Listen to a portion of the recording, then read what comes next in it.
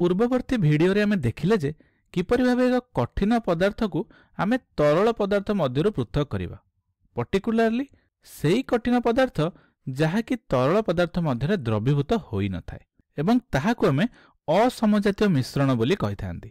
तेबे एही भिडियो रे आमे देखिबा जे किपरि भाबे एक द्रवीभूत कठिन पदार्थटी तरल पदार्थ मध्यरु पृथकीकरण करिहबो। तो एठारे आमे एइठी जेउ कठिन पदार्थ गुडी को देखुचंती एहा एही तरल पदार्थ मध्यरे संपूर्ण भावरे द्रवणीय अटे एवं आमे जानंती जेतेबेले एक कठिन पदार्थ तरल पदार्थ मध्यरे द्रवणीय होई जाय ताहाकु आमे एक द्रवण बोली कहिथांती। ठीक अछि। वर्तमान उदाहरण स्वरूप मने करा एहा होची चीनी किंबा लूण। जेतेबेले चीनी किंबा लूण को मु जल रे मिसाइबी किछि समय परे एगुडी को जल मध्यरे द्रवणीय होई जिवो एवं एही चीनी किंबा लूण मिसा जल को आमे एक चीनीर बा लूणर द्रवण बोली कहिथांती। जदि मु तुमको एठी कहिबी जे एही द्रवण मध्यरे द्रवीभूत होइतिबा कठिन पदार्थ को बा द्रव को तुमे द्रवण मध्यरु पृथक कर ताहेले तुमे सेमते किछि करि परिबो कि? अथवा एठी जे चीनी किंबा लूण जल मध्यरे मिसि जाइछि एही चीनी किंबा लूण को एही जल मध्यरु तुमे पृथक करि परिबो कि? तबे एथि पई दुईटी प्रक्रिया अछि। प्रथम प्रक्रिया को आमे बाष्पीभवन बोली कहिथांती एवं द्वितीय प्रक्रिया को आमे स्फटिकीकरण बोली कहिथांती। तबे एही भिडियो रे आमे बाष्पीभवन विषय रे भल भाबरे चर्चा करिबा।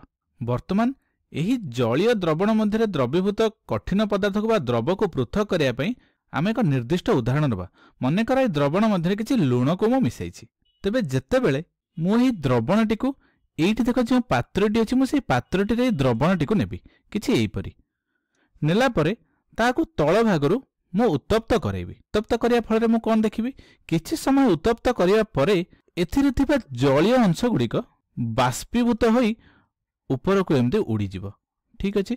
एवं आमे लक्ष्य करिबा किछि समय परे जल गुडीक बाष्पीभवन होई किछि एमते जल स्तर कमिबाकू लागिवो एवं जेतेबेले धीरे धीरे समग्र जल गुडीक बाष्पीभूत होई जाय तापरे जेउ कठिन पदार्थ गुडीक एठे बळी पड़े ताहाकू आमे एही जल रे मिसिथिबा द्रव किंबा कठिन पदार्थ जहा कि आमे लूण नेथिले ताहा आमे पाई परिबा। तेबे एही परि प्रक्रिया रे बाष्पीभवन द्वारा आमे लूणर स्फटिक गुडी को पुनर्बार एक द्रवण मध्यरु पाई परिबा। तेबे एही प्रक्रिया रे गोटे लाभ हेउची जे एहा एक सहज प्रक्रिया अटे। एथि पई कोनोसी जटिल उपकरण गुडीकर मध्ये आवश्यक नाही। तुमे गोटे छोट पात्रटे नेई एहा को तळ भागरु एक मोहम्बती सहाय्य रे उत्तप्त करी पुनर्बार सेही द्रव बा कठिन पदार्थ गुडी को पाई परिबो। किंतु वास्तव रे एही प्रक्रिया रे किछि त्रुटि परिलक्षित हुए कारण जेतेबेले तळु एहा को हम उत्तप्त करिथांती एहा रासायनिक भाव रे एही पदार्थटी भांगी जाई किछि नूतन पदार्थ गठन करे। एहार अर्थ हेउची एथिरे थिबा कठिन पदार्थटी पुनश्च भांगी जाई दुई किंबा ताठु अधिक रासायनिक उत्पाद प्रस्तुत करिथांती। उदाहरण स्वरूप मने कर एठी मु जो जल नेइथिली मने कर ए जल मध्यरे किछि विटामिन और खनिज पदार्थ गुडी को अछि एवं आमे सेही विटामिन और खनिज पदार्थ गुडी को पृथक करिया पे चाहुचंती।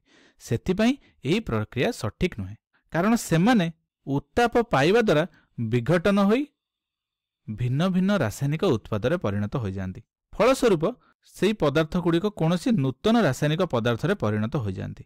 तेनु एही प्रक्रिया समस्त प्रकार द्रवण पई उपयुक्त नहे किंतु किछि द्रवण पई एहा नित्यांत उपयोगी अटे। तेबे जेउ पदार्थ गुडी को ताप पाई विघटित हो जायथांती सेगुडी को आमे स्फटिकीकरण प्रक्रिया द्वारा पृथकीकरण करि परिबा एवं ताको आमे अन्य एक भिडियो रे आलोचना करिबा। एठी लक्ष्य करे बाष्पीभवन प्रक्रिया चासी मानक पई मध्य उपकारी अटे। साधारणतः भावरे चासी माने समुद्र जल संग्रह करंती एवं एहा सूर्यर उत्तापरु जल गुडी को बाष्पीभूत होला परे सेमाने समुद्र जलरु लूणर स्फटिक गुडी को पाई परिथांती। तेबे आमे कोन देखिले ना एक द्रवण मध्यरे द्रवीभूत कठिन पदार्थ बा द्रव गुडी को बाष्पीभवन प्रक्रिया रे आमे पृथक करि परिबा। जदियो समस्त प्रकार द्रवण पई या उपयोगी नहे किंतु किछि प्रकार द्रवण को आमे पृथकीकरण करि परिबा। ठीक अछि।